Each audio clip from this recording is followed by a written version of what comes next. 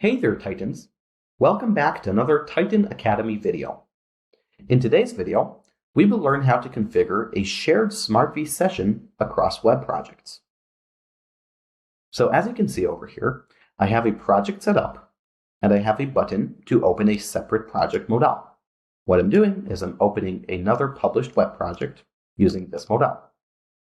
Here is my other web project which I want to open. So let's quickly save and preview this first project. And as you can see, it's asking me to log in. So let's quickly do that. And you can see when I click Open Project Modal, my second project opens, but it's asking me to log in again, which can be pretty frustrating. So let's go to our second project and let's see how we can configure a shared session between both of these projects. If we head over to any SmartV page and click the gear icon, you see we have the option to enable a shared web session. So let's enable that. And from the drop-down list, we can select our project. Now our source project is going to be our first project.